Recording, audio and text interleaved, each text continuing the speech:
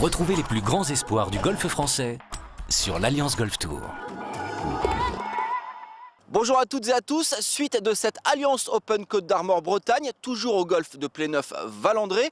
Aujourd'hui c'était le troisième tour.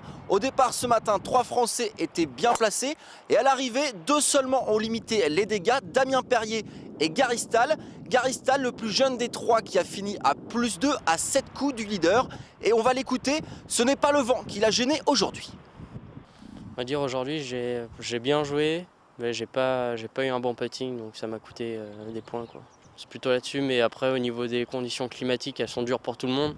C'est sûr que c'est pas évident, surtout ce vent-là, il est très difficile à jouer, mais bon, c'est pas trop ça qui m'a gêné aujourd'hui. Damien Perrier lui a eu plus de mal contrairement aux 2 premiers jours, il aura une carte de +4, il est maintenant à +2 comme Gary Stahl, et contrairement au plus jeune, lui a été gêné par le vent, on va tout de suite l'écouter. Le vent a soufflé très fort et c'était un axe de vent qu'on n'a pas eu depuis le début du tournoi. Nord-est, et clairement c'est le plus difficile ici à Pléneuf. Ça met vent contre sur les trous qui sont naturellement dangereux déjà. Et vent latéral la plupart du temps. En plus de ça, des drapeaux un peu compliqués pour un troisième tour. On jette un coup d'œil aux autres résultats des Français. Dominique Noyac perd du terrain à cause notamment de 6 bogeys. François Calmels lui rend la meilleure carte française du jour à un coup au-dessus du par. Enfin, journée oubliée pour Alexander Levy qui s'est effondré sur le trou numéro 11 avec un 12 sur ce par 5. Il termine ses 18 trous à +9.